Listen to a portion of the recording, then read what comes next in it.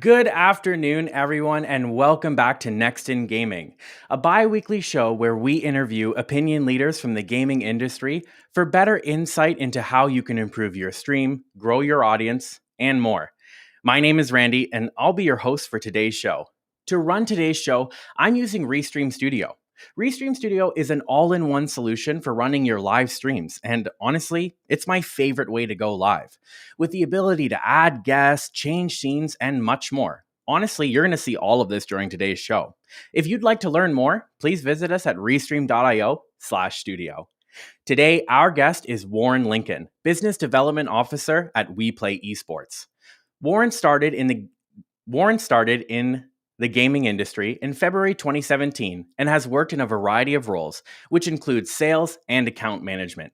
Warren became head of sales of the Insomnia Gaming Festival and was responsible for sales at Insomnia, Brick Live, and various other events.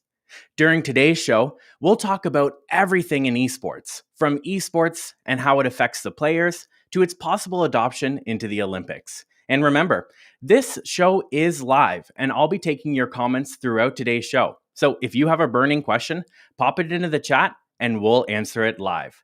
So without further ado, welcome to the show, Warren. Drum roll. Hey, how you doing? I'm good. Just to acknowledge some people in the chat, I see we have people joining from Periscope. We have Eddie from Facebook. If you're joining the show live today, feel free to drop in chat where you're from. I'm here in Canada. Warren, where are you joining us from? The beautiful shores of Southampton, where it is grey and hopefully one day will be sunny again. But yep, that's where I am. One day.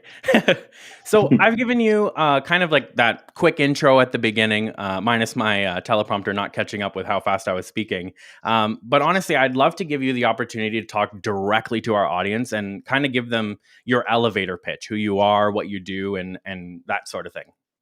Cool. Yeah, so Warren Lincoln, bless you all for tuning in and wanting to listen to me. I will hopefully not induce any kind of narcolepsy where everyone falls asleep. So business development officer for Weplay, and really my core responsibilities are taking the amazing brand with their esports focus, pivoting that into the UK market and really helping to kind of connect brands with the very clever activations and the very, very smart, amazing team that sort of sit beside me, and I sort of humbly bring everything together as a bit of a bridge, if you like, Randy. That's me.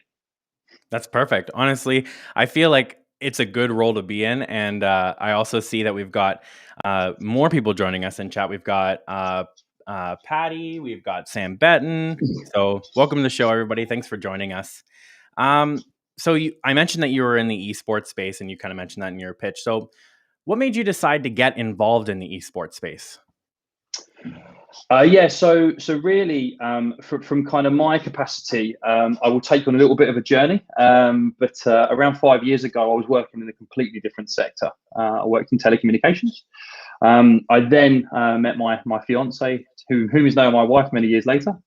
And when I moved from where I was, there was an opportunity with a local events-based business that were doing something gaming festivals and exhibitions, as well as a lot of something called esports, which I didn't really have too much information knowledge about. Really, the kind of role that I took on there was quite low account manager level, starting at the ground like we all do. And what I ended up doing was understanding more about kind of the importance of things called metrics and benchmarks, and the importance of streaming quality, and how imperative it is to choose the right partners to work with, as well as then bringing the fundamental point of view, which is the brands that we were talking to, how we could connect truly meaningful and engaging activations. And so kind of through the journey of learning the role of understanding really what brands wanted and how those needs started to evolve, and as the industry started to change shape, it all came into quite a nice flow. Since starting in that role and kind of moving forwards, what I've learned about myself is how adaptable and agile you need to be, as well as the kind of key points around making sure the activations make sense for the brands, and I have been known to literally wrap my sales updates just to make them a bit more important. That was impromptu. I mean, now I'm really focused on helping connecting brands into the Weplay environment, and really showing them what we can do. We're excited about the opportunity to kind of push Weplay forwards as a brand in the UK industry, and ultimately English speaking territories. And I've got the great opportunity of Weplay as a business, 500 people behind me, lifting me on their shoulders to humbly kind of keep me in sandwiches and electricon. But yeah, it's a wonderful journey, and what makes it really, really great is actually the people that are in this industry. Yeah, I completely agree. I felt like I was on the outside of the industry. I started, originally as a gaming streamer, and then moved into Restream, and I'll completely agree there that the people in this industry are some of the most interesting people that I've met, which is the whole point of why we brought this show live, so we can bring those interesting people just like yourself and talk to people. Kind of branching off that gaming streamer topic, and how you mentioned that you work with activating brands and those in-depth partnerships and being agile and adaptable. I feel like you would have the best, or one of the best opinions on what a gaming streamer could do to looking to make themselves a name in the industry and come up in the industry, and getting live and growing an audience. So what kind of advice would you give to a streamer like that, who's maybe even looking to join a pro team or get involved with a company like Weplay Esports? Cool. So it's tricky. So I'm very much, as you said, on the outside, similar to you. So I've kind of seen it from the viewer, and actually how the brand engages with that stream, and the kind of things that they look for, and the kind of things which really tend to work. I think for a new streamer entering the space, there's a couple of kind of key things. The first one is to be able to find a niche angle, right? If I'm going out there and being a streamer, I want to do something which people know that is what Warren Lincoln does, or insert crazy streamer name here.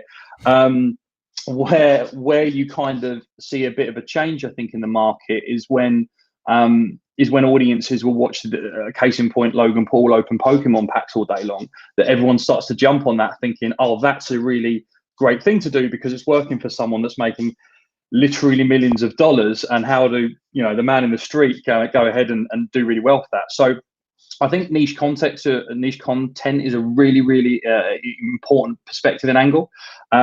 Secondly, and actually this is something that perhaps doesn't get spoken enough about, is availability.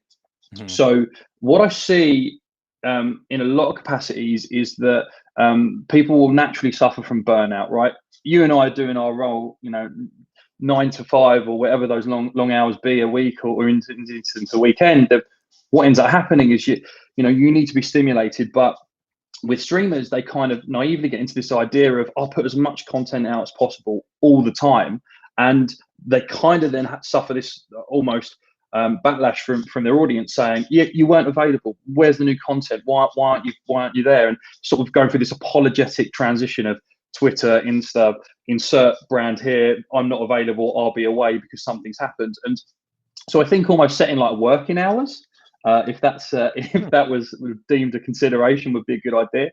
I think as well, something from a kind of a pro gamer perspective, it was certainly somebody that perhaps has practiced, considers themselves a really love of the grassroots and enthusiastic casual gamer.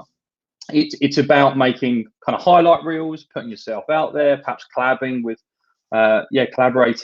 local talent, or indeed people that have got audiences that could be on the fringe of who you're trying to target, so you can start to organically grow. And then, what do you do if you want to do anything competitively, right? You've got to turn up to the tournaments, you've got to rock and roll and be ready to get dubbed. So I think put yourself forwards and kind of continuing that momentum would be really, really important to go and see notoriety and take home big cash dollar checks. I love that idea of setting working hours. I feel like, I've been working from home for a while, but almost everybody in the past year switched to working from home. And I feel like, once you're in your home environment, it's really easy to almost just work all day. You wake up and you start working. And I feel like that really plays into the burnout. So I love that idea of setting like, this is when I'm going to work. This is when I'm going to have, personal time, family time, working on your own hobbies and activities. Kind of adding on to that, do you think multi-streaming their games, like, so if I'm a gamer and I want to get involved in the pro scene, or I want to go to a tournament, do you think multi-streaming their games and their gameplay to multiple platforms, Twitter, Facebook, YouTube, LinkedIn, Trovo, would help propel them, or would be a necessary part of kind of making a name for themselves in the industry? I think I'm not a streamer, right? That's not my core thing. Although by what I've seen, I would be spoilt for choice. There's too many platforms, like you just said. You probably ran out of breath for suggesting all of those because of how many are out there. So truly, I think to go ahead and do something meaningful and to not be distracted. I think whilst multi-streaming is great to market yourself, and perhaps in those early days saying, I'll put content everywhere and kind of throw that mud at the wall analogy. I think sticking with one platform that you can trust, that's got the quality, that shares maybe the same ethics and values that you do, will give you confidence in where you're ultimately. The streaming platform is your new shop window, right? So you need to rely on the quality of that to kind of get it out and know that they've got your back. So I would say stick to one, keep it constant, make good content. Those are my punchlines for that, I think. That's good advice. So kind of doubling back, you mentioned near the beginning of the stream that you work with the brands, you work with activations, bringing them on to Weplay Esports. And I'm sure, you're right in the industry where things are changing. The tide is turning. We're going from just sports being, football, soccer, to esports entering the scene. So what kind of tactics do you use to convince people who are from that traditional media television, soccer is sports, football is sports, to invest their time and money into esports, or even into Weplay Esports? So I think with that question, certainly what you need to do is put yourselves in the shoes of the people you're talking to, right? And kind of what I mean by that is, they're asking themselves those questions of why should we invest, and actually, endemic brands do that, I think, on a much more common basis, because they're keen to enter that market. They're keen to, if you want to use the words Trojan horse, they're keen to try and use esports as the activation where they can kind of come in and sell razors or really push an apparel product. But you see, you kind of need to think like that. You think like the people you're talking to. So I think it's always about return on investment, and really traditional media in the form of over the top services, TV, radio, etc. They're perhaps not reaching the audiences in the same way. And so when I talk about esports, I talk about it more as a marketing tool. And I think esports can be that marketing tool that activates at millennial, at Gen Z level, to women, to men, to different communities. And so the question needs to be more perspective. I mean, listen, Randy, you put the cards on the table. It's a $160 billion industry globally, right?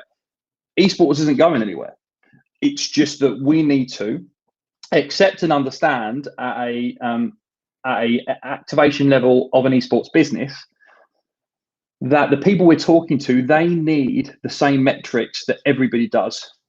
How many products can I sell? How many eyeballs can I get in front of? And how many different pieces of land grab can I obtain going and using Warren's approach, right? So it's got to be sort of in that direction. So yeah, I would certainly say when I'm speaking to brands, endemic and non-endemic, I'm putting myself in their shoes and understanding really what they're trying to achieve.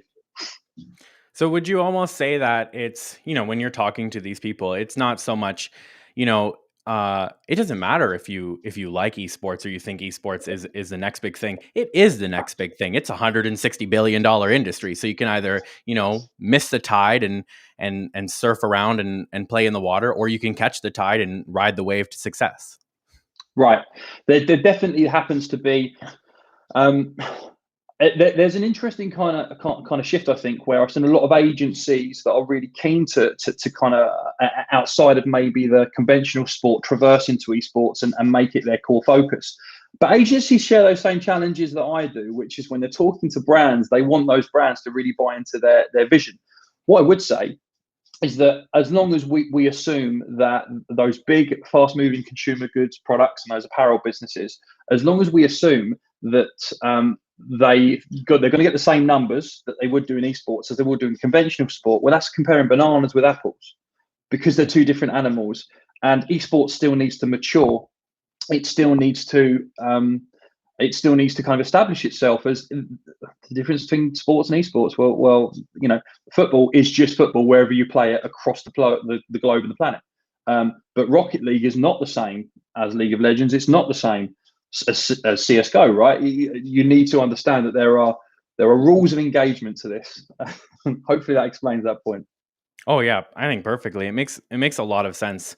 And it kind of brings me, I mentioned a little bit earlier about the pandemic and things kind of all moving online, and esports is a space where, it's almost primed to be online and also in person.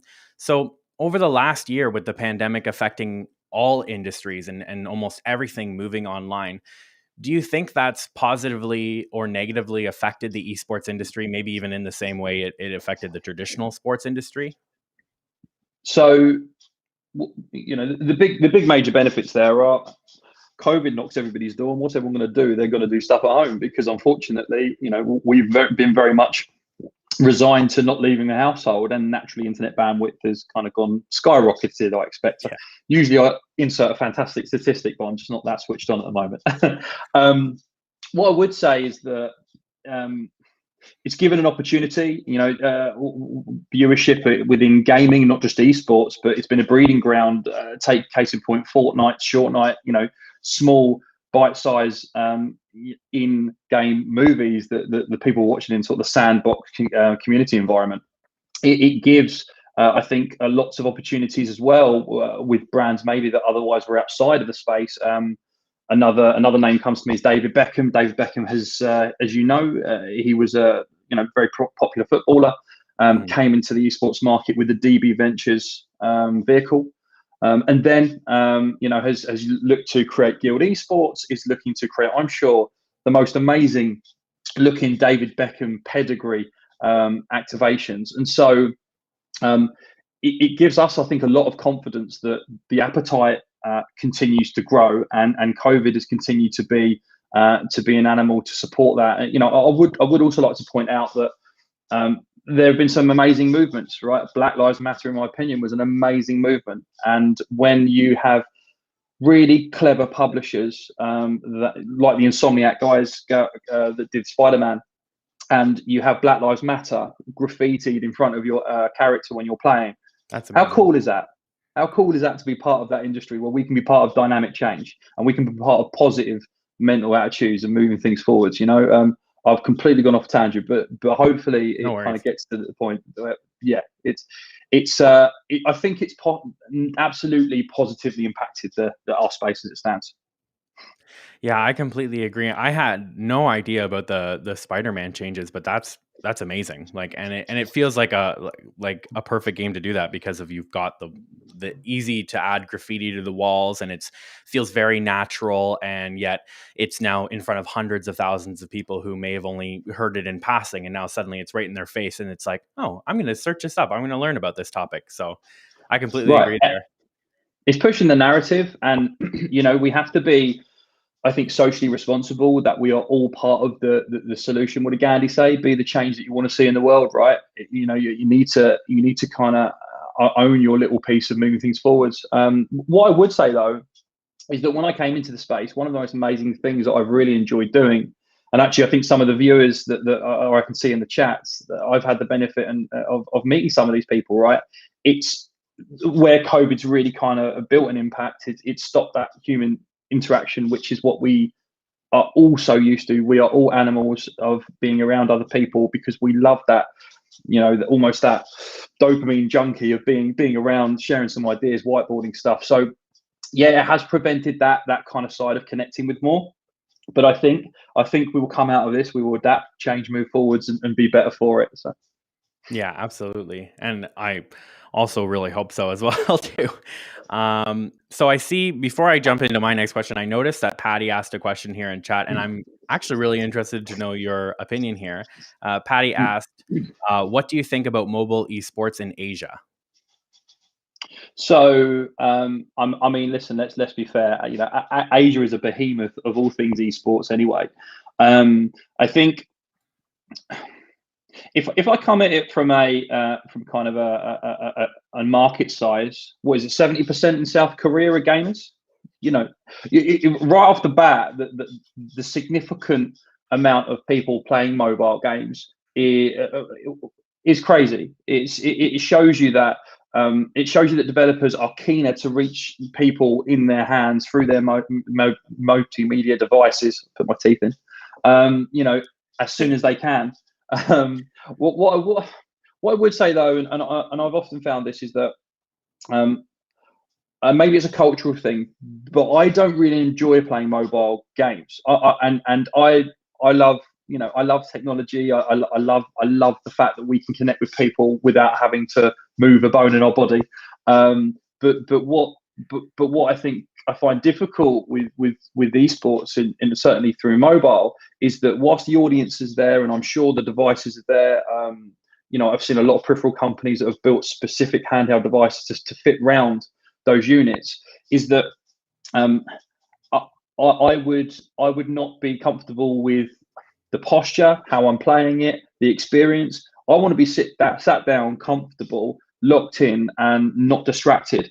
How can I not be distracted if I'm, walking? Which it doesn't matter where you are in the planet. You've got to be able to use your senses. So I think if we're sitting at home with a mobile device, yeah, sure, there's some interest. Although I don't, I'm yet to truly see the absolute value of mobile esports in Asia, or indeed anywhere. But that's not to say that I'm the expert here, and that's not to say that things won't blow me away. Because the one thing I love about this industry is people continue to break ceilings which exist, right?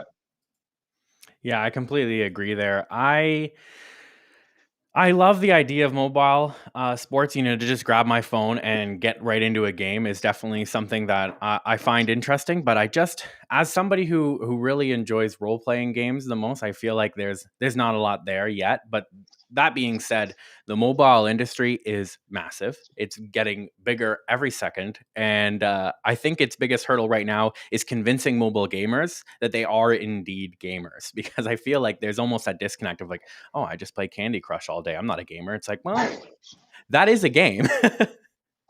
Yeah, you're right. I mean, I have this same conversation with my mother-in-law. She says to me, "I'm not a gamer." But yet Candy Crush is something she's absolutely addicted to. I will, something which I found amazing is that my 16-year-old nephew will, when you get to kind of 15, 16, you stop really talking to them because they have decided that they are not interested in what you have to think because you are an adult and they know the world already. But here's the thing, right? we started kind of playing a lot of Call of Duty. And what ends up happening is that he understands that I cannot read his non-verbal social cues of grunts and stomps, much like a triceratops. So he has to talk. And he has to speak to me. And we continue to share very, very cool things. And he continues to be very honest and open. And it's because of gaming. So I have a lot to be grateful for outside of kind of the conventional how much money the things make and how great is the industry. It still keeps those connections active, which I'm very, very pleased to be part of. That's an amazing way to look at it. I remember when I was a kid and I was just getting into gaming, it was like you couldn't connect on with gaming with the older generation because the older generation didn't have gaming. They had like Pong and that was it. So now it's gotten to the point where we've gotten like I've grown up with gaming. I was playing, Sims in my basement when I was like 6, 7 years old, and now I'm playing like Valheim and all these other games, and it still bridges that connect because games like Minecraft and Valheim, their demographic is massive. So if you're in that demographic, you get that ability to connect with those people. Hmm. So I'm going to completely switch gears and almost derail the conversation for this next Sure. question, but I feel like it's really important. Do you believe that the Olympics should be including esports? And if you do, what game would you like to see included in the Olympics? So this is a question that I have purposely avoided every conversation, whoever I've spoken to, because of how much divided and it divides opinion. Okay, so what I would say first of all is that to answer that question, we need to understand the differences, right? The similarities and the differences. And when I talk about the similarities, I'm talking about the similarities between conventional gaming and Olympics, and then maybe the differences that sit outside of that. So first and foremost, the similarities. Well, what do they share in common? Both sets of competitors are within both physical, digital sport. They live, they breathe, they love what they're doing. So I believe that for that reason, there isn't any difference to dispute. Also, Randy, both sets of those competitors, they have the ability to adapt, to learn, to update their approach, to understand what they need to improve. So that certainly sits within within those two of gaming and Olympics. They've both got that in common. However, and the differences, and I think this is really, really important. When it comes to esports, I see that mentally, esport players, casual, pro, regardless of where they're sitting, it is. I imagine they are subject to a lot more mental burnout because the level of concentration, time, energy. How many times did you ever hear, "You can't play that game. There's no future in it. Don't do it. Turn it off." And if you've got that in the back of your mind, then it doesn't matter how far up that pyramid you go. There's always going to be self-doubt that you're having to try and work against outside of all the practice and the hard work, the love and the sweat that you put in. But also the barrier to entry for esports, for esport teams or potentially esport players, it's a lot more accessible, right? Yeah. If you are good at a game, however you get there, like we've already established, if you can find the right streaming platform, push yourself, drive the organic content, and you're good, you're going to get picked up because people have got quite a smart way of tuning into talent. Whereas with the Olympics, well, at the elite level, maybe there's a few players, maybe there's a team, maybe there's some of those players that make up that team, but it certainly isn't as diverse from a getting into it. So in summary, I don't feel that the two categories, I'm sorry, but I don't feel Olympics and esports are the same, and therefore I don't believe that they would fit. That's my humble opinion. Feel free to agree or disagree. I humbly pass that question on to our chat because I am mostly undecided. I've asked this question to every single esports person we've had on the show, and I've gotten amazing opinions from both sides. And I don't know, honestly, but I do know that the Olympics, people in the Olympics, they're pushing themselves as hard as they can to get to the top of their game. And you even kind of mentioned that briefly on how esports players are pushing themselves harder and harder to get in the game and breaking past that stigma of, stop playing that game. It's not going anywhere. You might as well just give up. What's it like for these esports player? Like, what's that toll like on them personally? And have you experienced that either yourself or via proxy by the esports players you've worked with in the industry? Yeah, I mean, And again, I'm not talented enough to be an esports pro.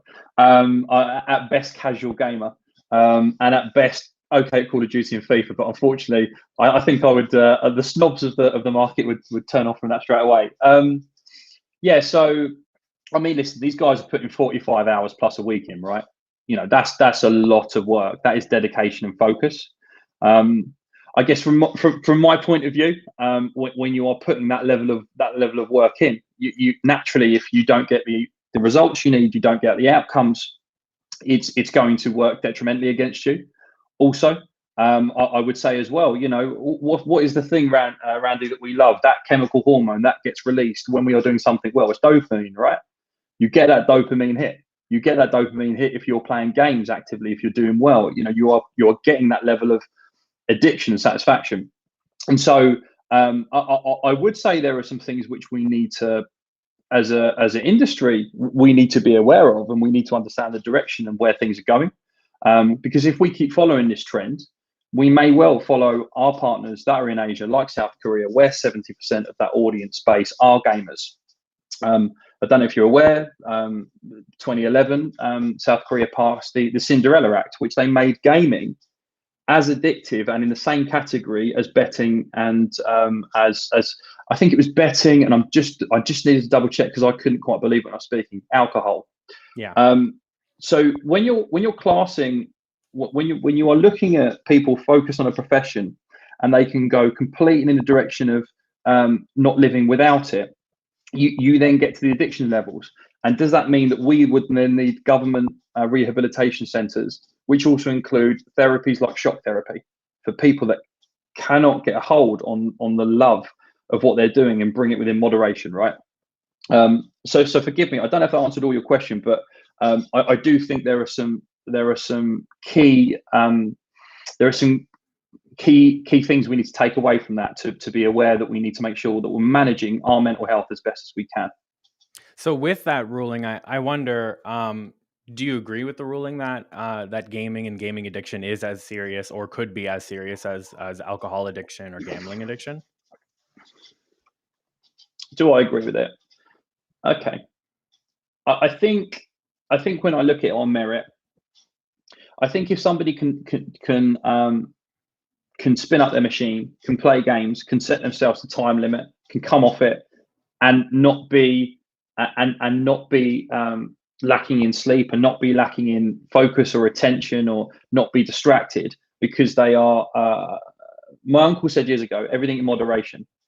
And if you have moderation, and you get that, as you know, from discipline, from focus, and those are the life lessons that we all take through. And as long as you've got a good foundation, it doesn't mean that it doesn't mean that addiction's going to ruin something which, frankly, I think everybody loves to do. Because whether it's on your mobile phone, whether it's on your home entertainment system, your PlayStation 5, your Xbox, your PC, your laptop, there is access to games, and games are fun, and games create dopamine, and dopamine we like. So everything in moderation. I would always be eager to kind of push that narrative. I agree there, and let's we can switch topics here and get into a lighter thing. And also, I saw a really great question come in here. A couple of great questions that I kind of want to highlight. I see this question, and I'm going to put it on screen because I am not 100% sure how to pronounce your name, and I really don't want to offend anybody. But this is a great question. Which esports do you see as a dominant force in the UK? Like, I guess he means like what type of esports or what type of game? This is interesting because with this you can be wrong as soon as you mention one title, and I guess that's the right, and that's probably why you're negating that and sending it my way to chuck me under the train. So what would I say? I would say within my communities and with what I play, and actually that's really the only perspective I can talk. I would absolutely say Rocket League continues to push the numbers. I would also give notable shout outs to games, and this may be quite a contentious statement, but games like Minecraft And whilst you wouldn't maybe assume it in the conventional esports space, listen, it's gone from, I think, around 40 million players in 2016, and that's pushing 130 million players plus now in 2020. So if you follow the trends of the player bases, you can't just follow them for a few months and expect that then defines the status quo, because, as you know, streaming data statistics will tell you that games fall off. They have to release new DLC, games peak again, and then they fall off. And the publisher are in the constant battle. Every publisher is competing for the same thing: attention. And so I would say Rocket League continues to push those numbers. I would say we've got some amazing UK esports teams that are really driving that narrative, that are doing very, very well. I won't shout out any teams because I don't want to be biased, but I do recognise that. And yeah, I mentioned it before. I think battle royales continue. They continue to impress. They continue to engage. Notable shout outs for how great Call of Duty is, in my humble opinion. And anyone in this stream that wants to play with me, get in contact with Randy, and I'll happily share my ID, and I will get wins, because I've been known to. I don't know how much that answers your question, but I like the subtle challenge. So yeah, hit me up. You guys can find me on LinkedIn or all around Restream. You'll find me. So we kind of talked about earlier in the show the rise of esports and how the pandemic's affected that, bringing everybody inside and everybody online. And I see that we've got a question here that kind of perfectly complements that question, which is, how do you see life after lockdown affecting esports' sudden rise? Because we saw it skyrocket during the pandemic. Hundreds of thousands of people who had never heard of esports now even follow their favorite esports team. Do you see that changing after the lockdown ends and everybody starts returning back to their normal lives? Notable changes, I think, will be around viewership, because naturally, as people are allowed to go and breathe fresh air, day follows night and night follows day, right? People will want to be out. It may mean that we start to see the digestion of much more traffic on mobile devices, because people may still have that level of interest, but they need to access that from devices on the go. I do think, I naturally think we're going to see a decline somewhat across all gaming, and whilst I can't talk for sure on how long that will be, I believe that people have missed human interaction far too much for it to be overlooked. Randy, everybody on this stream, we've actively and are actively living through a pandemic, a pathogen-led viral pandemic, which has broken interaction and made people really question who they want to be. And it's really put a mirror up to what kind of life do you want. And I think people have just missed people too much. We certainly have. Mm-hmm. And so whilst I think internet traffic and gaming will naturally drop off somewhat for a period of time, I don't believe that will be permanent. And I believe just as the seasons follow each other, naturally autumn, winter, people will kind of go back, hibernate, internet traffic will start to increase again, gaming appetite will start to increase again. But I think that the big thing that interests audiences are the access. How easy is it for me to watch this game, to understand it, to enjoy it, and how much money can be made? Because damn, that's interesting. So that actually leads amazingly into the next question. We talked about how the viewership's going to decline, or it could possibly decline now that the pandemic's and lockdowns lifting, and maybe even, obviously attendance is going to skyrocket at tournaments, because currently the attendance is nothing but, that in-person attendance. So, given your place in the industry at Weplay Esports, where do you see esports heading next? Cool. So I believe there'll be a significant shift, and I think that shift will come from the tournament holders, and they'll be looking to speak to the publishers to really agree major tournaments, to lock in that IP, to then in turn sell this media in the form of media rights, and sell this in the form of engaging content. I also think that we may start to see the rise of much more docu-series led type content, which hits Netflix, Vice, or maybe other OTT platforms. because people would start to understand the players more. They start to understand the teams more. Remember that these guys would have been in the public eye for years now, and so they have risen with a base of people that really want to understand their journey. Also, I believe that, and I know I was boring you about this earlier.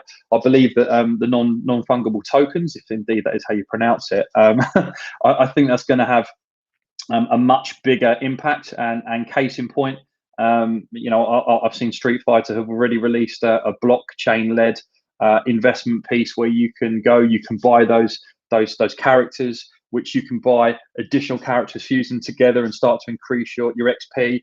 And equally, it increases the market value. So I think there's so many different directions now the interest of esports will take, that the sky is literally the limit. Also, at Weplay, and with 2021 in mind, we've got some amazing high profile sports and high profile figures that are working with us to bring things to life. It does segue me neatly into March 24th, when that commences. Heavyweight champion Alexander Usyk has partnered up with WePlay to support our WePlay Ultimate Fighting League, which will pit all of the top talent against each other across Mortal Kombat, Soul Calibur, Tekken. And it is a $150,000 prize pool. So it'll be great to see what the outcome is there. That is my shameless plug that I wanted to drop in. No worries. That sounds awesome. And just for the audience listening, you did mention NFTs just before we went live, so I quickly researched it. And just to add some context for anybody who's unfamiliar with an NFT is a digital token, perhaps. Sometimes it can be in images, sometimes it can be a video, and those things have like a fingerprint. So when you purchase this digital asset, it's assigned to you, it's yours, you own it, even if it's in the digital space. And just as anybody can have a picture of the Mona Lisa, there is only one Mona Lisa, and that's kind of the same way NFTs work. And I think like that's so interesting, and a really great way to engage, these cryptocurrency people and blockchain people who are like really primed for that kind of stuff. And it's a good way to almost bridge that, because we're all a community here on the internet, the gamers, the marketers, the esports managers, and we all have things in common, right? Absolutely. I wanted to know, because I've been following Weplay Esports for a bit, and I've seen your guys' amazing websites and some of the incredible visual graphics and set pieces that you guys use. So I kind of wanted to pick your brain a little bit on what it's like preparing for those events, and then what's it like when those events go live. Because I know before we go live here at Restream, sometimes it can feel like a mad rush to be like, oh, everything's got to get together and live, and then suddenly it's super prepped and proper, or maybe it's a different experience for you guys over there. So I've always loved the last 5 seconds before the live date, the live time. And I'll explain why. Because as you know, Randy, in a normal environment, right, you're preparing logistics, infrastructure, getting things together, making sure that the execution's done, the partners, the brands, they are not satisfied, they're amazed. They're amazed by what you've delivered. And what COVID's meant is that level of human interaction's been limited, as we've already established. It's meant that everything's been a much more kind of digital-centric approach. It has meant that we've needed to be a lot more agile and nimble with our approach. But then with the quality of the production team, which is truly magnificent in my humble opinion, and the support of the partners that want to really bring things to life, they all do the same thing. They share the ambitions what we have. So first, I think I need to sort of touch on some things which we've done in the past, right? So we created, I don't know if you're aware of this, the WePlay charity play. It was a sort of charity online Dota 2 tournament. It took place in I think it was Q1 last year. And the goal for us was simple, right? It was to hold a charity tournament, raise money, and fight the coronavirus. I think 3 things which we've got in common that we quite like to see come to life. Decision, the initial kind of situation was building out the concept, and the concept creation took 10 hours. So we were moving fast. We only had 7 days to prepare. We like to do things fast, as that kind of leads you to think. It comes with the name, I feel like, being in an esports. Yeah, and we play, right. It's exactly, it is our mantra.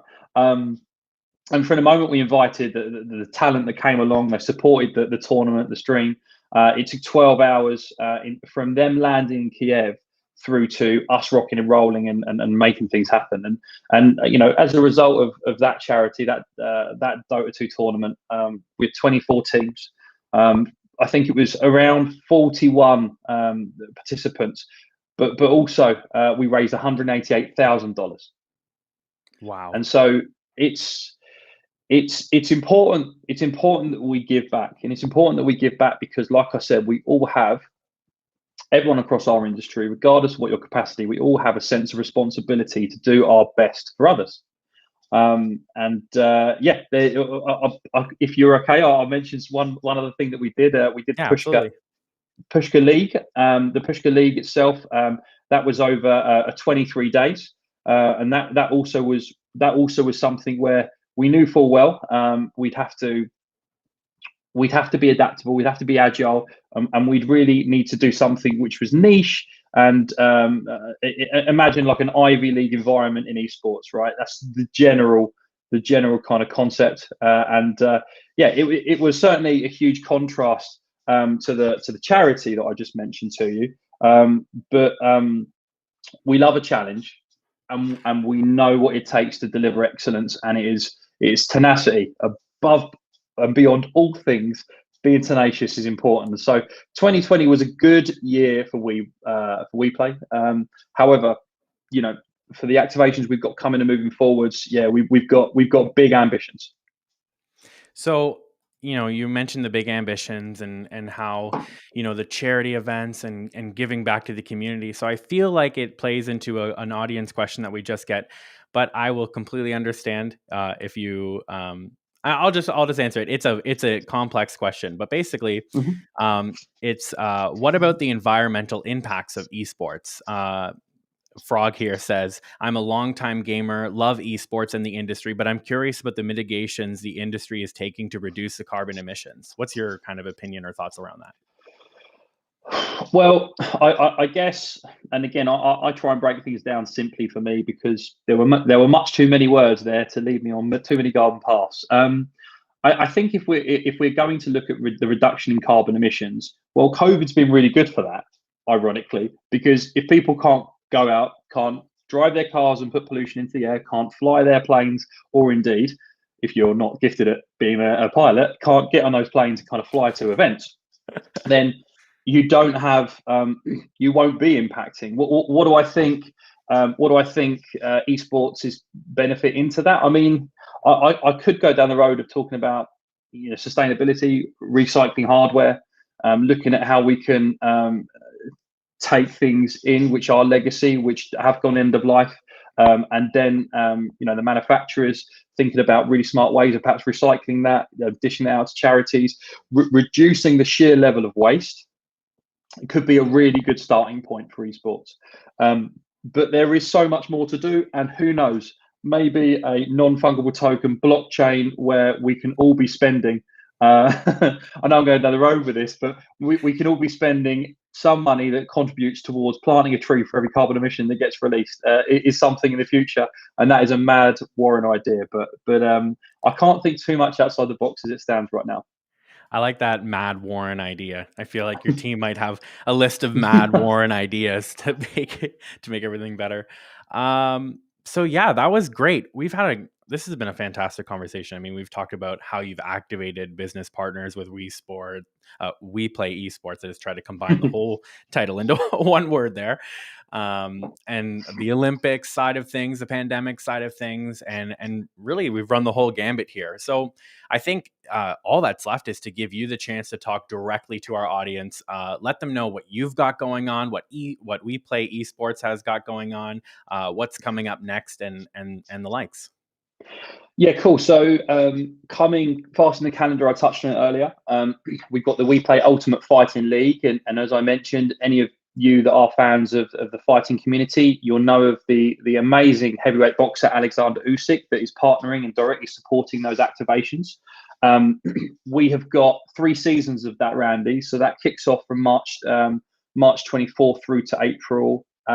We also have got 2 more seasons coming later in the year, and those dates are being confirmed based on what COVID ends up allowing. We're also in the final throes of a large-scale first-person shooter tournament. I will let other people make their assumptions as to what that's going to be. I'm pleased to say that there are some fantastic publisher conversations which are going to be bringing to life some really great content. And I mean, Weplay as a business, right? We're very clear in our approach. Brands engage with us because they want to reach gaming audiences. Other companies approach us because they want to really be a turnkey agency for them and switch things off, be agile. I mean, we have an amazing esports venue that's based solely in Kiev, yeah, it's being used. Costs are lower, maybe than some of the other countries as well, which I think is always a good thing, especially for businesses trying to crash those P&Ls in to get their marketing budget spent. Yeah, we've got a world-class production team.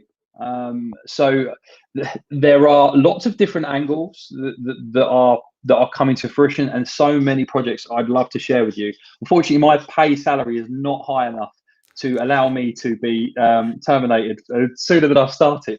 But I hope I've given you and your audience enough interest to whet the appetite about what's coming down the line.